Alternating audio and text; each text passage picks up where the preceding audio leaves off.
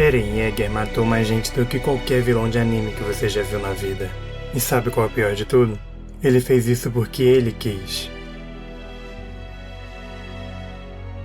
Repete essa frase comigo. Genocídio em nome da liberdade. Isso faz sentido pra você? Não devia fazer sentido, mas fez, pra ele. Eren queria libertar Eldia, o povo dele. Só que a liberdade dele veio com um preço. Cidades inteiras apagadas do mapa. Civis, crianças, gente que nunca fez mal a ninguém. Isso não foi um ataque de raiva de um segundo. Foi um plano, ensaiado, calculado e executado até o fim. Esse não é o garoto que você conheceu no primeiro episódio. É um garoto que decidiu que a liberdade vale qualquer preço, mesmo quando o preço é o mundo inteiro.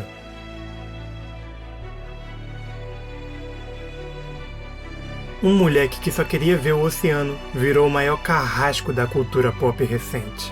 Para entender como isso aconteceu, a gente precisa voltar pro começo.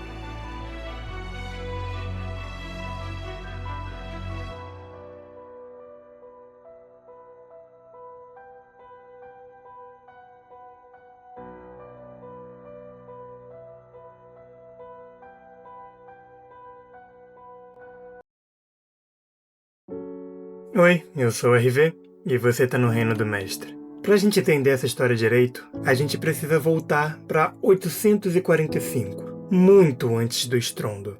Shinganshina era uma cidade pequena, encostada numa muralha gigante. Do lado de fora, titãs.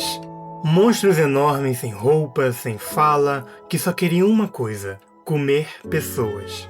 Um dia, o muro caiu. Um titã comeu a mãe de Eren, na frente dele, e ele só tinha 9 anos naquela época. Nesse dia, Eren fez um juramento. Ia matar todos os titãs. Todos, sem exceção. Era um juramento de uma criança machucada, o que é um perigo. Criança machucada não faz meio termo. Ela faz o absoluto. Eren cresce, entra pro esquadrão de exploração e aprende a matar titãs sem hesitar. E descobre uma coisa que muda tudo. Ele mesmo consegue virar um titã.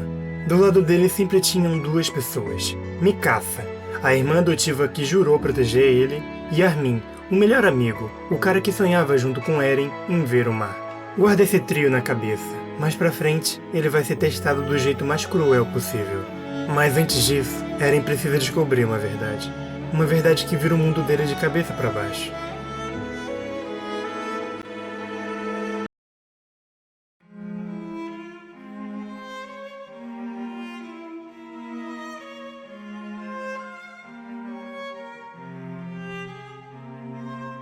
Falta um detalhe gigante nessa história de vingança. Os titãs que destruíram a casa de Eren não eram monstros de verdade. Eram pessoas, Reiner e Bertold, 2 soldados disfarçados de amigos de Eren, se transformando para destruir o muro por dentro. Pensa nisso, o cara que treinava do lado do Eren era o tempo todo o inimigo, e ninguém sabia. Essa reviravolta é só a ponta do iceberg. Todo titã, sem exceção, já foi humano um dia. As muralhas que protegiam a cidade de Eren, feitas de titãs adormecidos, empilhados um do lado do outro. E a ilha que o Eren vive é uma fatia do império que já dominou o mundo inteiro, chamado Eldia. Esse poder vem de uma origem só, Ymir Fritz, a primeira pessoa a virar titã há 2000 anos atrás. Esse império caiu, e o mundo lá fora não esqueceu, muito menos perdoou. Hoje, quem carrega sangue eldiano, fora da ilha, vive escondido, marcado e rejeitado. Tem um lugar onde isso é mais brutal. Se chama Libério. E na 4ª temporada, o Eren está prestes a conhecer esse lugar bem de perto.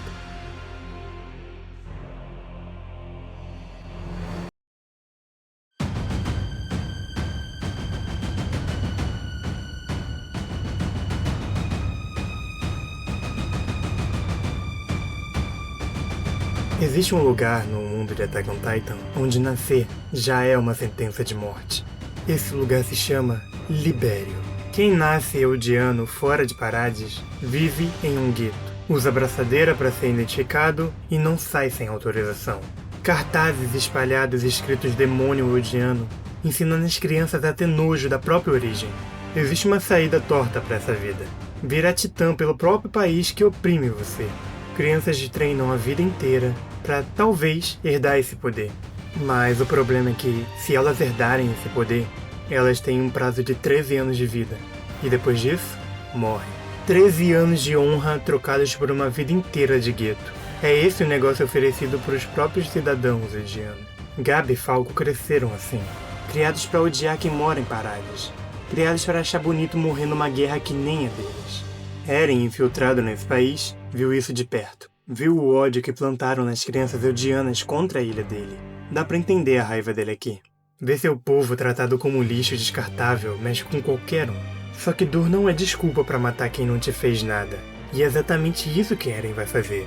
Poucos capítulos depois.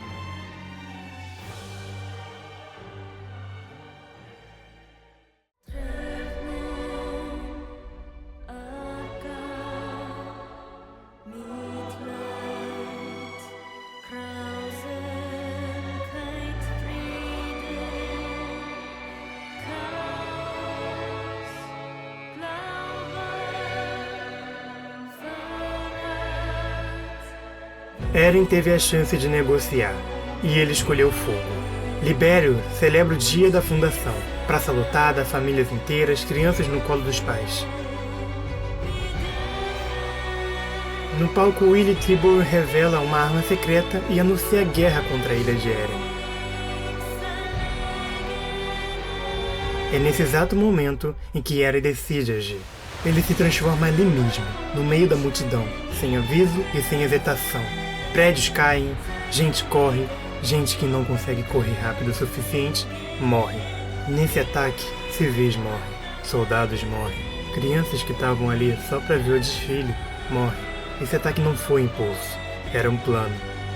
Eren queria capturar o Zeke, o seu próprio meu-irmão, o dono do Titã Bestial. Ele planejou isso, ele sabia quantos ia matar, e ele fez mesmo assim. E o pior é que isso foi só um ensaio.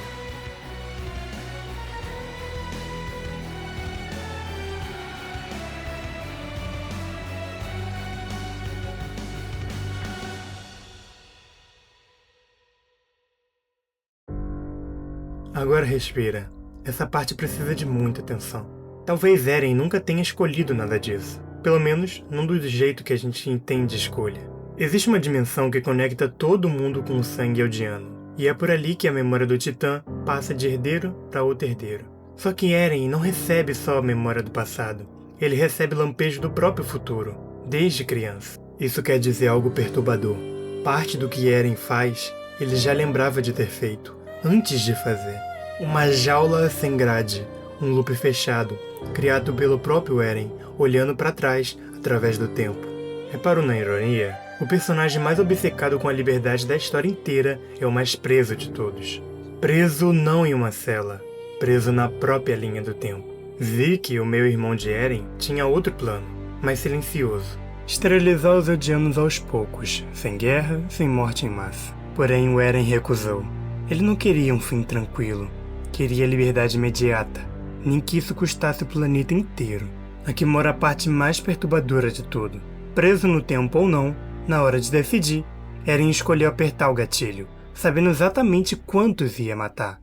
Ele disse uma coisa, e o mundo começou a acabar. Eren ativa o poder do Titã Fundador, um poder que, por regra antiga, só sangue real podia comandar direto. Mas ele encontra uma brecha nessa regra de 2000 anos, e usa sem pedir licença. Milhares de titãs colossais escondidos dentro das muralhas havia séculos acordam todos ao mesmo tempo e começam a marchar para fora da ilha, para o mundo inteiro. Primeiro alvo, Marley, o país que mais temia essa ilha. Prédios de 40 andares viraram poeiras num só pisão. Cidade costeira inteira apagada em minutos. Não tem exército que segure isso. Não tem bomba que pare isso. E a estimativa?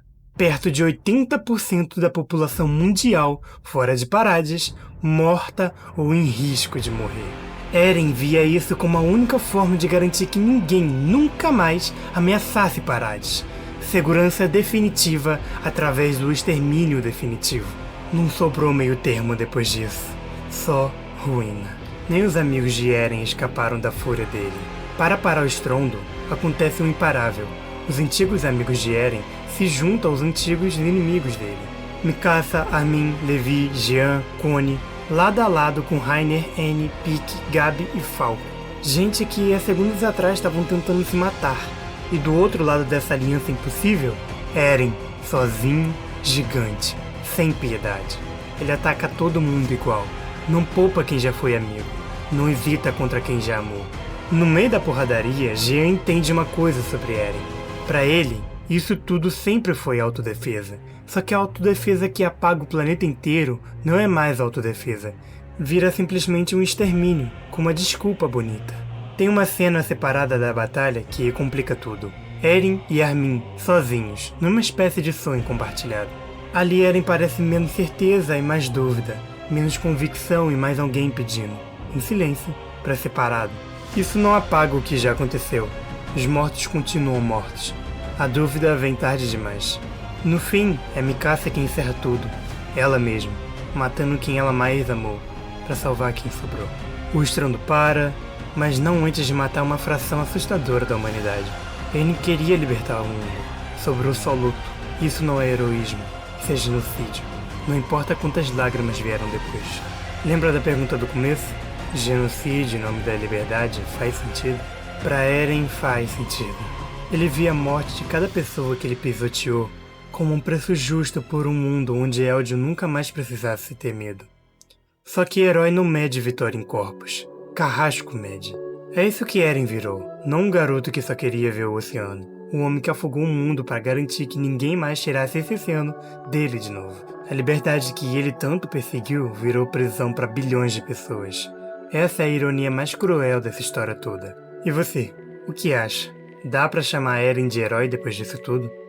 Ou ele sempre foi só isso, um genocida com uma desculpa bonita? Se você curte esse tipo de mergulho fundo em anime, se inscreve aqui, tem muito mais vindo por aí. Esse foi o vídeo, fiquem com Deus e até a próxima.